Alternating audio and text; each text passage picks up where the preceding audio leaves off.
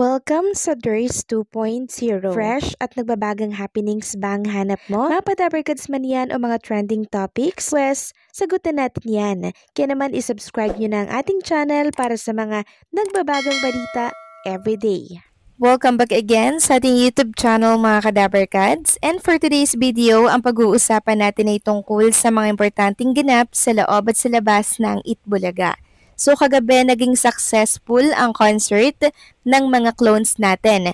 Present ang halos buong Dabarkads except sa iba, lalo na kay Alan K. Andyan sila Bossing Vic, si Pauline Luna Soto, si Boss Joey De Leon at si Ma'am Aileen, ang mag-asawang Jose Manalo at Merjin Maranan, Main Arjo, Raisa, Karen, Paolo Ballesteros, Wally Viola at marami pa pong iba mga kadabarkads. And syempre, kasama po ang buong staff and crew ng Itbulaga. Tila nga po ang nangyari, dinala ang Itbulaga sa Music Museum. Isang buong segment ng The Clones ang nangyari. At naging emotional din ang mga clones natin kagabi. Hindi kasi nila lubos akalain na makakapag-concert sila sa ganito kalaking stage. Maging si Daryl Shane John Danny emosyonal nang sumalang po sa stage. Ganon din si Lucky Robles dahil hindi niya po expected na lalabas sa malaking monitor si Gary Valenciano. Nagbigay nga po ng mensahe doon si Gary V. Sobrang humahanga daw siya sa mga clones dahil sobrang gagaling ng mga ito. Nagkaroon din po ng clone switch, si Gary V kinanta ang mga song ni Miley at si Miley naman ang song ni Gary. Si Matt Moro naman kinanta ang mga song ni Elvis Presley. Sobrang daming pumalakpak kay Matt Monroe and syempre kay Jerome Ibardome. Hindi maipagkakaila na talaga namang marami po ang sumusuporta sa kanilang mga fans club. Punong-puno ang venue sa Music Museum, lahat nag-enjoy, lahat masaya. At alam nyo ba mga kadabarkads, ang kinita po ng concert kagabi, ni-reveal din mismo ni Bossing Vic Soto after ng concert. Tumataginting lang naman na 1.5 million na siyang itutulong din ng TBJ or ng Itbulaga sa mga extended barangay na naging challenging ang buhay ngayong 2025 like Batanes, Cebu, Bohol at iba pang mga lugar. Tunay nga pong nakaka-proud ang Itbulaga, no? Talagang gumagawa sila ng way para makapag-share. Instrumentong tunay ang Itbulaga kaya naman hindi nakapagtataka kung bakit until now ay namamayagpag sila dahil wala silang katulad.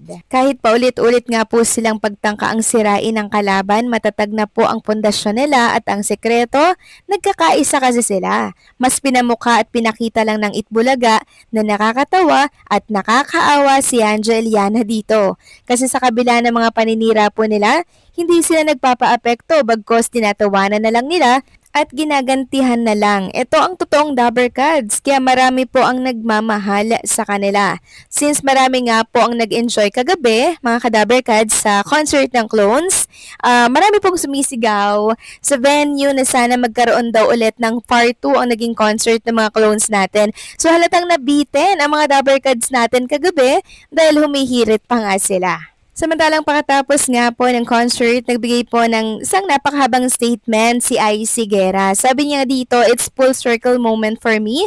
Bilang batang Itbulaga, isa ako sa mga libo-libong taong nabigyan ng platform ng programa upang ipakita ko ang kakayahan ko.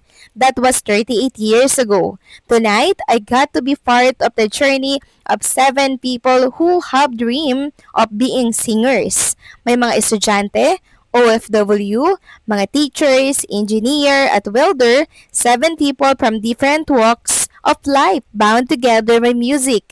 Hindi ko inaasahan ang kagaya kong dati nangarap ay magkakaroon ng pagkakataon maging parte ng pagtupad ng pangarap ng iba. Maraming salamat po sa oportunidad, TBJ Itbulaga. I want to thank the entire production team, crew, and every single person behind tonight's The Clones Concert at the Music Museum. Thank you for your hard work, patience, dedication, and passion. The challenges and all those sleepless nights were truly worth it. Salamat po sa mga fans na nanood ng concert, Team Music Museum man yan o Team Bahay, and to our concert artists, Arman Daddy D, Daryl, Jerome, Jun Ryle, Lucky, and Bruel. The Clones. My heart beamed with pride watching you fly. Congratulations, Team Clones. Ilan lamang po yan sa mga kaganapan po sa concert ng clones natin. Congratulations sa 7 clones na sumabak sa first ever concert nila. And hopefully magkaroon po ito ng part 2 dahil alam naman natin mga Kadaver Gods na sobrang nag-enjoy at sobrang success ng first ever concert nila. Samantalang next topic naman tayo mga Kadaver Gods, usapang Anjo Eliana naman tayo. May payo po ang eksperto mga Kadaver Gods, ang abogado kay Anjo Eliana. Anong payo yan? Dahil sa kabila po ng paghingi niya ng sorry, patuloy pa rin po siyang nagngangaw-ngaw sa mundo ng social media. Sabi nga dito, mga payo ng mga eksperto ayon sa mga abogado at legal experts, pinakamainam na i-manage ni Anjo ang bawat kaso ng maayos. Mahalaga rin na ang komunikasyon ay idaan na lamang sa legal counsel upang maiwasan ang karagdagang komplikasyon. Ang ganitong hakbang ay makakatulong upang maprotektahan ang kanyang karera at mapababa ang posibilidad ng mas malalaking problema sa hinaharap. Ang sitwasyon ni Anjo Eliana ay paalalang hindi lamang sa kanya kundi sa buong industriya ang bawat salita at aksyon ay may kaakibat na responsibilidad. Sa panahon ng social media, instant news at mabilisang impormasyon, ang anumang pahayag ay maaaring magdala ng legal at reputasyonal na kahihinatnan. Ang pagkakaroon ng maingat na komunikasyon at respeto sa reputasyon ng iba ay mahalaga upang maiwasan ang ganitong uri ng kontrobersya. Sa huli, ang kaso ni Anjo Eliana ay mas malalim kaysa simpleng legal na laban. Ito ay kwento ng kung paano ang sikat na personalidad ay nahaharap sa epekto ng kanyang mga salita at kung paano ang bawat kilos ay maaaring magdala ng malalim na epekto sa profesional at personal na buhay.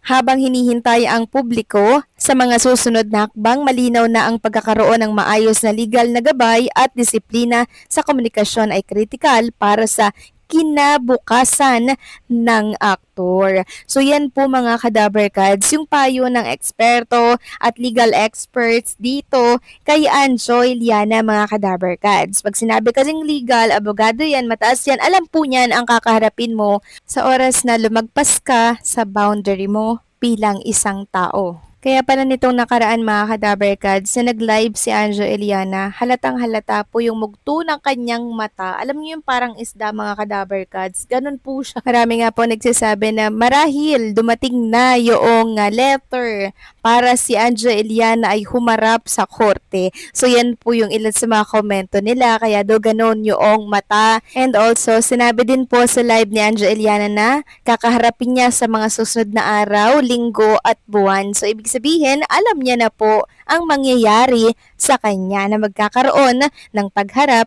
sa korte sa mga darating po na araw. So anong masasabi ninyo dito mga Kadaver Gods? Please comment down below and don't forget to like, share, comment, and subscribe.